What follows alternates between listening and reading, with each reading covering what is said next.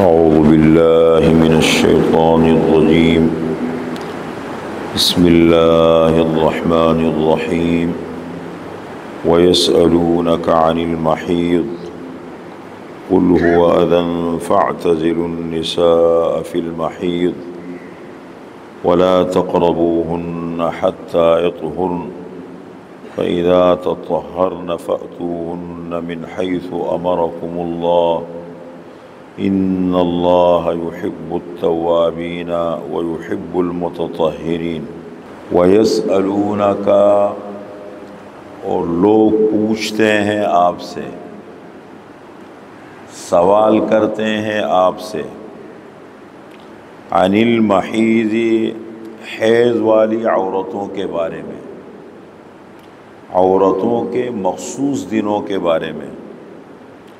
قل، آپ کہہ دیجئے، هو اذن، وہ گندگی ہے، فاعتزلوا النساء، پس الگ رہو تم عورتوں سے، فی المحیض، حیض کی حالت میں، ولا تقربوهن، اور تم ان عورتوں کے قریب مت جاؤ، حتی یطہرن، یہاں تک کہ وہ پاک ہو جائے، فَإِذَا تَطَهَّرْنَ، پس جب وہ خوب پاکی حاصل کر لیں، فَأْتُوهُنَّ، پس ان کے پاس آؤ، مِنْ حَيْثُ أَمَرَكُمُ اللَّهُ، جہاں سے اللہ تعالیٰ نے تمہیں حکم دیا ہے، إِنَّ اللَّهَ يُحِبُّ التَّوَّابِينَ، بے شک اللہ تعالیٰ پسند کرتا ہے توبہ کرنے والوں کو،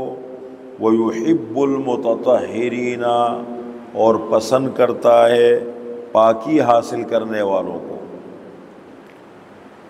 یہ سورہ بقرہ کی آیت نمبر 222 ہے، یہ آخری یسألونک ہے۔ میں نے کہا تھا نا کہ سورہ بقرہ میں 7 سوالات ہوئے، الگ الگ اوقات میں الگ الگ لوگوں نے کیے۔ پہلا سوال ہوا تھا وَيَسْأَلُونَكَ عَنِ الْأَهِلَّةِ، اور اے پیغمبر لوگ پوچھتے ہیں آپ سے چاندوں کے بارے میں، اس کا جواب دیا گیا۔ دوسرا سوال ہوا وَيَسْأَلُونَكَ مَاذَا يُنْفِقُونَ، لوگ پوچھتے ہیں آپ سے کہ کیا کچھ خرچ کرے، انہوں نے مقدار کے بارے میں پوچھا، اللہ نے مقدار کے بجائے مصرف بتا دیا۔ تیسرا سوال ہوا وَيَسْأَلُونَكَ عَنِ الشَّهْرِ الْحَرَامِ قِتَالٍ فِيهِ، لوگ آپ سے پوچھتے ہیں کہ حرمت والے مہینوں میں قتال کا حکم کیسا ہے۔ چوتھا ہے وَيَسْأَلُونَكَ عَنِ الْخَمْرِ وَالْمَيْسِرِ، لوگ پوچھتے ہیں آپ سے جوئے کے بارے میں اور شراب کے بارے میں۔ پانچواں یہ ہے وَيَسْأَلُونَكَ مَاذَا يُنْفِقُونَ، لوگ پوچھتے ہیں کہ کیا کچھ خرچ کریں، قل، آپ کہہ دیجئے، العفو، جو تمہاری ضرورت سے زائد ہو۔ چھٹا سوال ہوا وَيَسْأَلُونَكَ عَنِ الْيَتَامَى، لوگ آپ سے پوچھتے ہیں یتیموں کے بارے میں، اس کا جواب دیا گیا۔ آج یہ 7واں اور آخری ہے وَيَسْأَلُونَكَ عَنِ الْمَحِيضِ، اور لوگ پوچھتے ہیں آپ سے حیض والی عورتوں کے متعلق۔ دیکھیں، مرد کو اللہ نے عورت کے لیے بنایا ہے، عورت کو اللہ نے مرد کے لیے بنایا ہے۔ ایک بات یہ ہے، انسان کی بنیادی ضروریات 2 ہیں، سب سے بنیادی ضروریات جس کے لیے دنیا میں یہ ساری محنت ہو رہی ہے، یہ 2 ہے۔ ایک ہے انسان کا گھر، میاں بیوی کا رشتہ ہے، اولاد ہے، ماں باپ ہے، انسان کا گھر ہے، اور ایک ہے انسان کا ذریعہ معاش، اس کا کاروبار ہے، اس کا روزگار ہے، اس کی ملازمت ہے، جو بھی ہے، جو جہاں سے وہ کماتا ہے۔ یہ انسان کی 2 بنیادی ضروریات ہیں، ایک انسان کا پیٹ ہے اور ایک انسان کی جائز خواہش ہے۔ یہ انسان کی فطرت کا حصہ ہے۔ نکاح فطرت کی زندگی ہے اور غیر نکاح یہ فطرت کی زندگی نہیں ہے۔ تو اب اس حوالے سے ظاہر بات ہے میاں بیوی کا اور پھر انسانی رشتوں میں سب سے قریب تر رشتہ اور سب سے پہلا رشتہ وہ میاں بیوی کا رشتہ ہے۔ آدم علیہ السلام، حضرت حوا علیہ السلام، دونوں پہلا رشتہ ہے، اور پھر سب سے قریب تر رشتہ ہے، جیسے آگے آئے گا، ہن لباس لکم وانتم لباس لہن، میاں بیوی ایک دوسرے کے لیے لباس کے مانند ہے۔ اب ان میں زندگی میں کچھ حالات بھی آتے ہیں، مختلف قسم کے حالات آتے ہیں، یعنی ہر خاتون کو، عورت کو مہینے میں مخصوص دن آتے ہیں، اور یہ صحت کی علامت ہوتی ہے۔ جس عورت کو ماہواری نہ آئے، مخصوص دن نہ آئے، اس کا بچہ پیدا نہیں ہو سکتا، یہ فطری چیز ہے۔ وہ دن آتے ہیں، اور پھر جب عورت امید سے ہو جاتی ہے تو وہ سلسلہ منقطع ہو جاتا ہے، وہ رک جاتا ہے، اور بچہ جب ماں کے پیٹ میں ہوتا ہے اور 4 مہینے کے بعد اس میں روح آتی ہے، 4 مہینے کے بعد دنیا میں آنے تک وہ زندہ رہتا ہے، وہ اندر کھاتا ہے، اس کو غذا ملتی ہے۔ اس کی غذا کیا ہے؟ وہ ماہواری کا خون ہے، وہ جو ماہواری کا خون ہے وہ اس کی غذا ہے۔ اب اس حالت میں میاں بیوی کے درمیان رشتہ ہے، ایک دوسرے کے لیے لباس قرار دیا ہے، جب چاہے انسان جائز طریقے سے اپنی خواہش پوری کر لے، کوئی ٹائم نہیں ہے اس میں۔ اللہ نے بس نکاح کرو، حلال طریقے سے اپنی جائز خواہش پوری کرو، لیکن یہ جو مخصوص دن ہے اس کے اندر منع کر دیا گیا کہ میاں بیوی تعلق نہ رکھے۔ تعلق سے مراد یہ حقوق زوجیت ادا نہ کرے، منع کیا گیا۔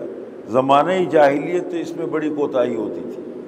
یہ جو اسلامی احکامات آئے ہیں معاشرے کو اور لوگوں کے ذہن کو پاک صاف کرنے کے لیے، بڑی زیادتیاں ہوتی تھی۔ یہودی کیا کرتے تھے؟ اتنا بدترین سلوک کرتے تھے، مخصوص دنوں میں عورتوں کے ساتھ ایک کمرے میں الگ کر لیتے تھے، اور نہ ان سے کسی قسم کا تعلق رکھتے تھے، نہ ان کے ہاتھ کا کھانا کھاتے تھے، بالکل جانور کی طرح، بس کھانا لے جا کر کے، جیسے جانور کو پنجرے میں بند کیا ہے یا جانور کو پالے، لے جا کر کے اس کو کھانا رکھ دیا، بس کسی قسم کا تعلق نہیں، الگ رہتے تھے، دور رہتے تھے۔ اور دوسری طرف مشرکین تھے، وہ مخصوص دنوں میں بھی حقوق زوجیت ادا کرتے تھے، میاں بیوی تعلق رکھتے تھے۔ اس طریقے سے یہود نصارہ میں بھی، یعنی کوئی سسٹم نہیں تھا، کوئی اصول نہیں۔ تو یہ سوال اٹھا، کسی نے یہ سوال اٹھایا کہ یہ جو مخصوص دن عورت کے ہوتے ہیں، ان مخصوص دنوں کے اندر میاں بیوی کو تعلق رکھنا چاہیے یا نہیں؟ یہاں سوال اللہ نے جواب دیا کہ نہیں۔ حالت حیض کے اندر یہ ناپاکی ہے، اور اس حالت کے اندر عورت سے باقی تعلق تو ہر قسم کا رکھا جا سکتا ہے۔ یہاں فرمایا کہ وہ گند ہے، بس الگ رہو تم عورتوں سے، لیکن الگ رہنے کا یہ مطلب نہیں۔ پھر احادیث میں باقاعدہ اس کی تشریح ہے کہ صرف میاں بیوی حقوق زوجیت ادا نہیں کر سکتے، ہم بستری نہیں کر سکتے، اس کے علاوہ باقی تعلق رکھا جا سکتے۔ ہم بستری کرنے میں احتیاط کرے، وہ نہ کرے، یہ اس کا جواب دیا گیا۔ وَيَسْأَلُونَكَ عَنِ الْمَحِيضِ، اور لوگ آپ سے سوال کرتے ہیں حیض والی عورتوں کے بارے میں۔ قل، اے پیغمبر آپ کہہ دیجئے، وہ اذن، وہ گند ہے، گندگی ہے، فاعتزلوا النساء، پس تم الگ رہو عورتوں سے، فی المحیض، حیض کی حالت میں، حیض کی حالت میں ان سے الگ رہو، ولا تقربوہن، اور تم ان عورتوں کے قریب بھی نہ جاؤ، حتی یطہرن، یہاں تک کہ وہ پاک ہو جائے۔ یہ تقویٰ کا اعلیٰ درجہ ہے۔ دیکھیے قرآن کریم میں جگہ جگہ آدم علیہ السلام، حضرت حوا علیہ السلام کو اللہ نے جنت میں بسایا، فرمایا جنت کی نعمتوں کو استعمال کرو، ولا تقربا هذه الشجرہ، اس درخت کے قریب بھی نہ جاؤ، فتکونا من الظالمین، دونوں نا انصافی کرنے والوں میں سے ہو جاؤ گے۔ اب اصل مین مقصد درخت کے قریب جانا نہ تھا، اصل مقصد یہ تھا کہ اس کا پھل مت کھاؤ، لیکن انسان ہے نا، قریب چلا گیا، پڑ جانے کا اندیشہ ہے، اس نے فرمایا قریب ہی مت جاؤ۔ اسی طریقے سے قرآن کریم میں اللہ دوسرے مقام فرماتے ہیں کہ حدود اللہ، یہ اللہ کی حدیں ہیں، فلا تقربوها، ان کے قریب نہ جاؤ، اس لیے کہ قریب جب جاؤ گے انسان ہے، کمزور ہے، پڑ جانے کا اندیشہ ہوتا ہے۔ تو یہاں بھی کس طرح بیان کیا گیا؟ فرمایا کہ ولا تقربوهن، حیض کی حالت میں تم ان عورتوں کے قریب نہ جاؤ، حتی یطہرن، یہاں تک کہ وہ پاک ہو جائے۔ تو اب منع نہیں ہے، اگر ایک آدمی کو اپنے اوپر، اپنے جذبات پر، اپنے احساسات پر کنٹرول ہے اور قابو ہے تو قریب جانے میں کوئی حد نہیں، باقی ہر قسم کا تعلق رکھ سکتے ہیں، صرف حقوقی زوجیت منع ہے۔ فرمایا کہ فَإِذَا تَطَهَّرْنَ، پس جب وہ عورتیں خوب پاک ہو جائیں، فَأْتُوهُنَّ مِنْ حَيْثُ أَمَرَكُمُ اللَّهُ، پس آؤ ان عورتوں کے پاس جہاں سے اللہ تعالیٰ نے تمہیں حکم دیا ہے۔ إِنَّ اللَّهَ يُحِبُّ التَّوَّابِينَ وَيُحِبُّ الْمُتَطَهِّرِينَ، بے شک اللہ تعالیٰ پسند کرتا ہے توبہ کرنے والوں کو۔ غلطی بھی ہو جاتی ہے انسان سے، وہ ساری غلطیاں ہوتی ہے، تو توبہ اللہ کو بہت زیادہ پسند ہے۔ توبے سے آدمی اندرونی طور پر پاک ہو جاتے ہیں، بالکل اس کی روح پاک ہو جاتی ہے، اس کے احساسات جذبات پاک ہو جاتے ہیں، بالکل انسان اندر سے پاک۔ وَيُحِبُّ الْمُتَطَهِّرِينَ، اور اللہ تعالیٰ پسند کرتا ہے پاکی حاصل کرنے والوں کو۔ ظاہری طور پر پاکی حاصل کرنا، ان چیزوں میں حالت حیض میں الگ رہنا، اور اس کے علاوہ باقی پاکی کا بہت زیادہ خیال کرنا۔ جتنا دیکھو انبیاء کرام علیہم الصلاۃ والسلام کی تعلیمات کا پہلا سبق ہے پاکی اور صفائی۔ انبیاء جب آتے ہیں نا لوگوں کے پاس، اور پہلا سبق جو دنیا کو بتاتے ہیں وہ ہے پاک رہو، بس اپنے خیالات کو، اپنے جذبات کو، اپنی نظروں کو، اپنے جسم کو، ہر جگہ کو صاف بھی کرو پاک بھی کرو، ہر چیز کو پاک صاف رکھو۔ آیت نمبر 222۔